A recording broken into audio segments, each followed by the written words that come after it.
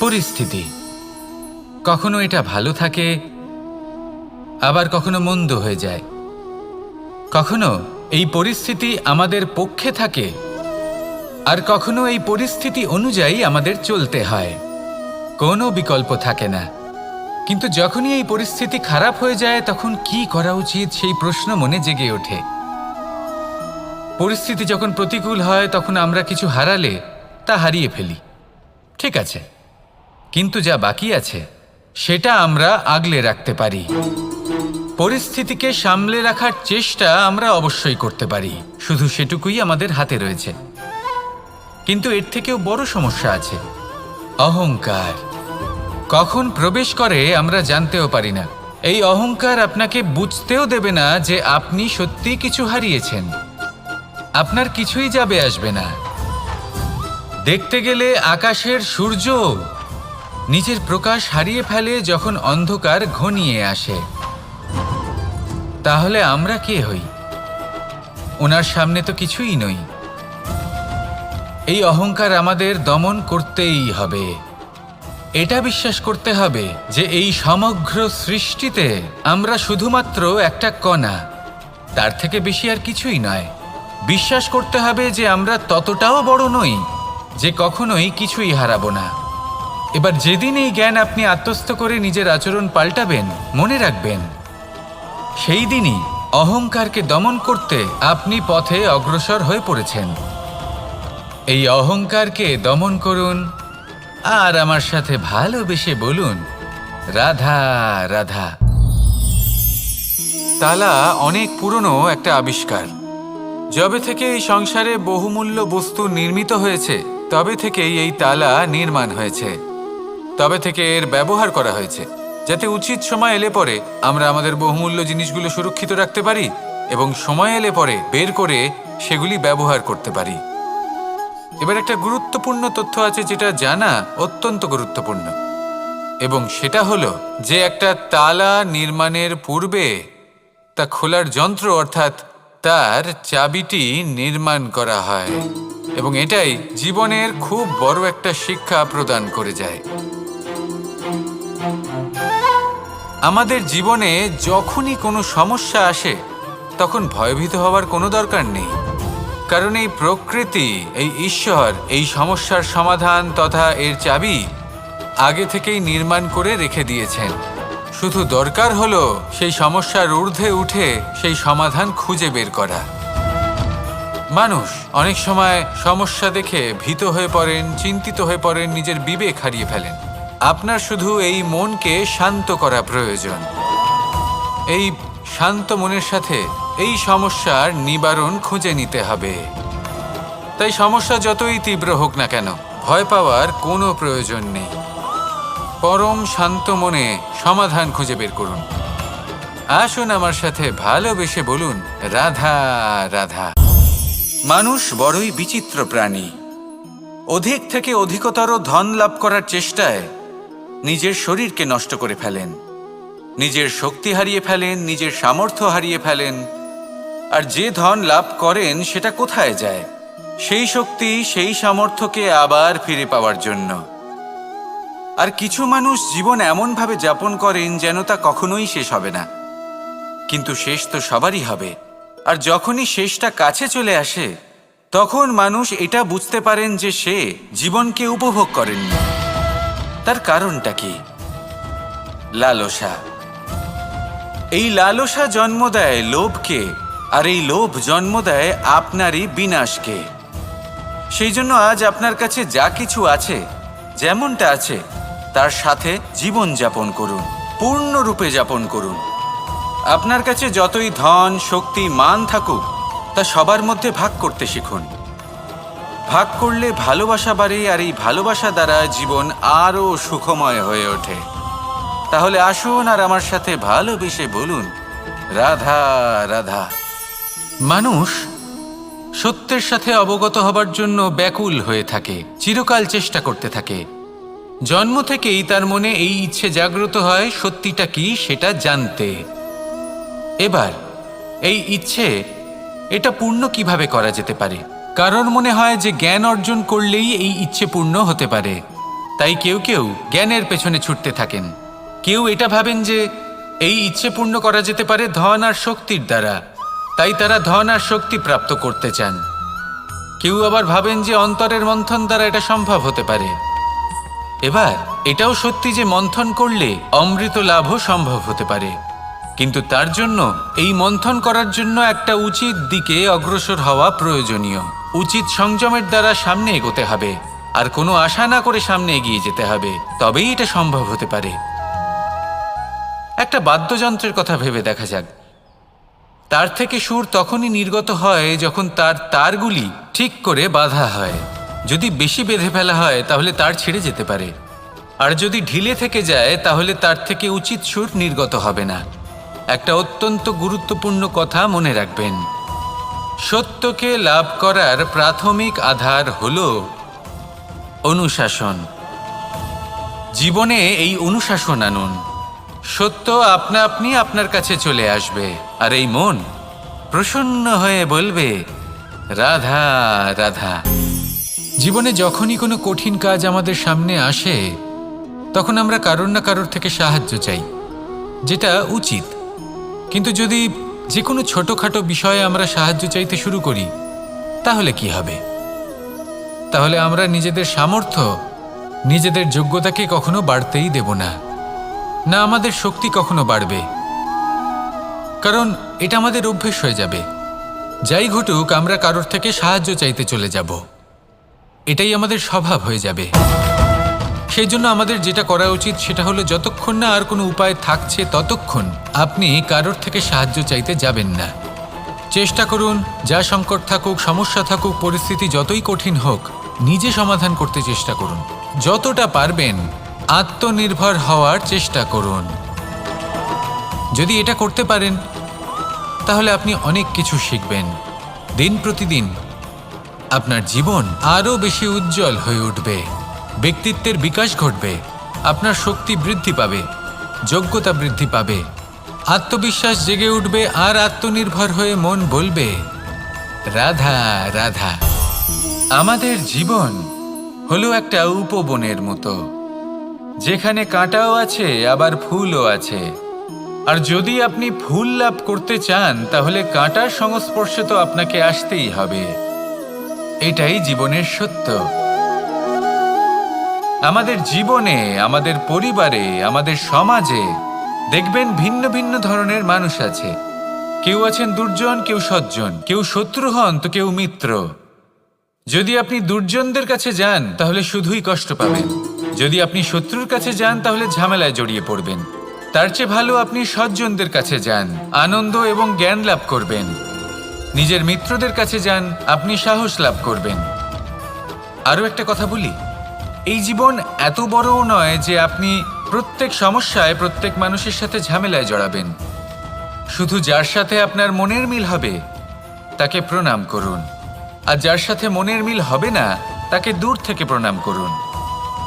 কিন্তু মনের মধ্যে থেকে প্রেমের বোধ কোথাও যেতে দেবেন না, কারণ এই ভালোবাসাই শেষ মুহূর্তে আপনার উচিত পথ প্রদর্শন করবে। তাই এই ভালোবাসাকে মনে জাগ্রত রাখুন, আর এই ভালোবাসার সাথেই বলুন রাধা রাধা। কোনো এক সময়ের কথা, একজন জেলের একটা ছোট্ট পুত্র ছিল। সে ভাবল যে আমি আমার বাবার মতোই মাছ ধরব। তখন সে একটা লাঠি নিল, তাতে দড়ি বাঁধল, আর সেই দড়ির মুখে যে কাঁটা বিঁধে থাকে তাতে চারা ঝুলিয়ে জলে ফেলল আর বসে থাকলো। কিছু সময় পরে জলে একটি তরঙ্গ দেখা গেল। ও বুঝতে পারল খুব বড় একটা মাছ ফাঁদে পড়েছে। ও বল প্রয়োগ করলো, সেটা টানার চেষ্টা করলো, মাছও বল প্রয়োগ করলো, আর শেষে যেটা হলো সেই দড়ি ছিঁড়ে গেল আর মাছ বেঁচে পালিয়ে গেল। দেখুন, ও অনেক চেষ্টা করলো কিন্তু অসফল হলো। কখনো অধিক বল প্রয়োগ করলো, আবার কখনো কম বল, কিন্তু কিছুতেই সফল হলো না। ও পঞ্চমবার প্রচেষ্টা করলো, না বেশি বল প্রয়োগ করলো না কম, ততটাই বল প্রয়োগ করলো যতটা পর্যাপ্ত, ঠিক ততটাই বল, যতটা বল সেই মাছ প্রয়োগ করলো। আর শেষ পর্যন্ত জীবনে প্রথমবার ও মাছ ধরতে সফল হলো। এবার এই কথার সারমর্ম কি? ভারসাম্য। এটাই হলো জীবনের সবথেকে বড় নিয়ম। আমাদের সবার জীবনে সমস্যা রয়েছে, কখনো মন দিয়ে ভেবে দেখবেন। জীবনে যদি কোনো ক্ষুদ্র সমস্যা বা ছোট সমস্যা থাকে আর সেটা সমাধান করার জন্য আপনি বেশি চেষ্টা করছেন, তাহলে তার দ্বারা সমাধান হয় না, বরং আরও বিপদ বেড়ে যায়। যখন কোনো বড় সমস্যা থাকে আর আপনি কম চেষ্টা করতে থাকেন, তখন সমাধান হয় না, তা চলতেই থাকে। শুধু এটাই হলো ব্যাপার। জীবনের সমস্ত সমস্যার একটা ভারসাম্য বজায় রাখা, যদি এটা আপনি শিখে ফেলতে পারেন, জীবনটা আপনার হাতের মুঠোয় থাকবে। আসুন আমার সাথে ভালোবেসে বলুন, রাধা রাধা। মানুষের জীবনে স্বচ্ছতার একটা আলাদা গুরুত্ব আছে। যদি আপনি নিজেকে স্বচ্ছ রাখেন, তাহলে আপনার নিজেরও ভালো লাগবে, সামনের ব্যক্তিরও ভালো লাগবে, একটা অন্যরকম প্রভাব পড়বে। কিন্তু একজন শ্রেষ্ঠ ব্যক্তি কিভাবে হয়ে ওঠা সম্ভব? যার মধ্যে গুণ আছে, শিক্ষা আছে, শুভ চেতনা আছে, যিনি সৎকর্ম করেন। কিভাবে হব সেই ব্যক্তি যার মধ্যে জ্ঞান আছে? শুধুমাত্র স্বচ্ছ থাকলে তো তা হওয়া সম্ভব নয়। প্রথমে আপনাকে বুঝতে হবে যে মানুষের মধ্যে 4টি মূল তত্ত্ব আছে।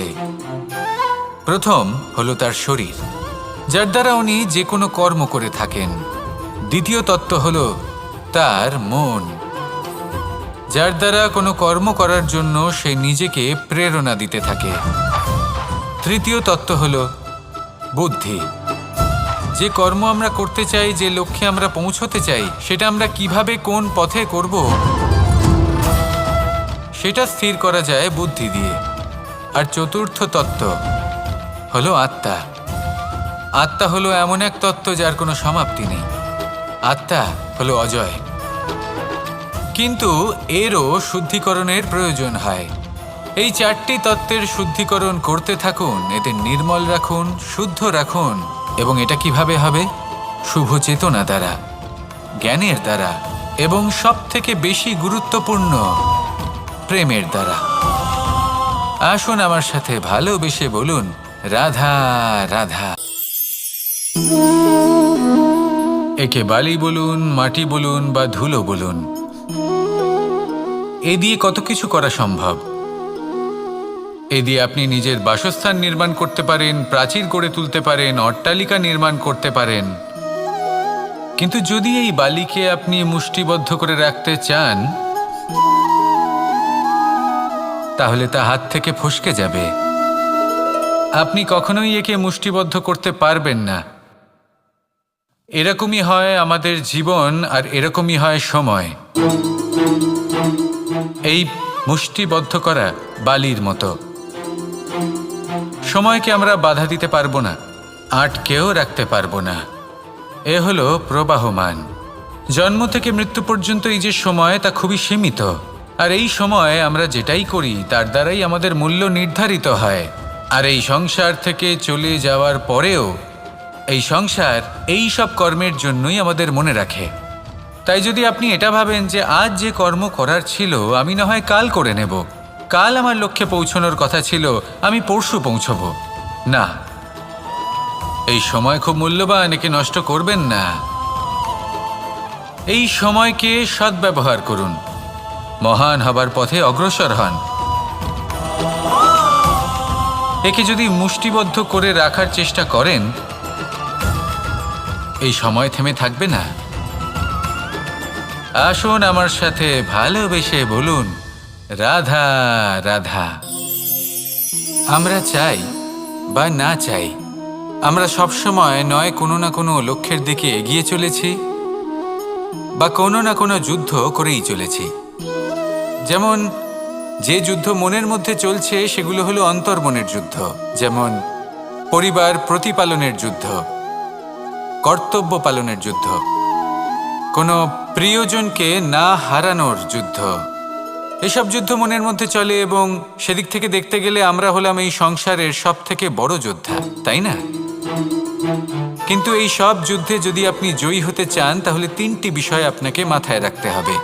প্রথম হলো সেই ব্যক্তি যিনি এই যুদ্ধে পরাজিত হয়েছেন তাকে নিজের থেকে দূরে করে দেবেন না, বরং আপনি তার কাছে যান, তার সাথে কথা বলুন, কথাবার্তা চালান, আলোচনা করুন, তার থেকে পরামর্শ নিন এবং বুঝতে চেষ্টা করুন উনি কি ভুল করেছিলেন এবং সেই ভুল নিজের জীবনে করবেন না। দ্বিতীয়, সেই ব্যক্তি যিনি এই যুদ্ধে জয়লাভ করেছেন তার অভিজ্ঞতা থেকে শিখুন। তিনি কি কি পদক্ষেপ নিয়েছেন, কিভাবে তিনি প্রারব্ধের গতিপথ বদলে দিয়েছেন, কোথায় বুদ্ধি প্রয়োগ করেছেন আর কোথায় বল প্রয়োগ করেছেন, এই সব কিছু তার থেকে শিখুন। এবং তৃতীয়, আপনার নিজের বিবেক, তার কোনটা উচিত বোধ হচ্ছে কোনটা অনুচিত বোধ হচ্ছে সেটা বুঝে নিন। যদি এই তিনটি বিষয় আপনি বুঝতে পারেন তাহলে ধরে নিন যে আপনি সাফল্যের পথে অগ্রসর হয়ে চলেছেন। আসুন আমার সাথে ভালোবেসে বলুন, রাধা রাধা। কনক, কি সুন্দর একটা শব্দ। এর অনেকগুলো রূপ রয়েছে, অনেকগুলো অর্থও রয়েছে। প্রথম অর্থ হলো স্বর্ণ, অর্থাৎ সম্পত্তি। দ্বিতীয় অর্থ ধুতুরা, অর্থাৎ গাছের ছোট একটা বীজ যা কিনা অত্যন্ত শক্তিশালী হয়। যদি বেশি মাত্রায় এর প্রয়োগ করা হয় তাহলে এটা বিষময় হয়ে উঠতে পারে। এই হলো সেই ধুতুরা যার প্রয়োগ মহাদেবের পুজোতে করা হয়। এবার প্রশ্ন হলো এটাই যে এই স্বর্ণ এবং এই ধুতুরার মধ্যে মিল কি রয়েছে। মিল হলো এটাই যে এই দুটোই মানুষকে মত্ত করে তোলে। ধুতুরা মানুষকে তখন মত্ত করে যখন তাকে সেবন করা হয়, কিন্তু স্বর্ণ, ধন, সম্পত্তি, মানুষ এটা যতটাই অর্জন করে নেয় সেটাই যথেষ্ট। এই স্বর্ণ মানুষের ভাবনা চিন্তা করার ক্ষমতাকে বশ করে ফেলে। মানুষ সম্পত্তির লোভে মত্ত হয়ে ওঠে, কারণ যে যত চমৎকারী, যতটা অমূল্য হয় তাকে সামলানো কিন্তু ততটাই কঠিন, তাই না? তাই মনে রাখবেন, ধন, স্বর্ণ, সম্পত্তি এগুলো ধুতুরার থেকেও অনেক বেশি বিষাক্ত হতে পারে।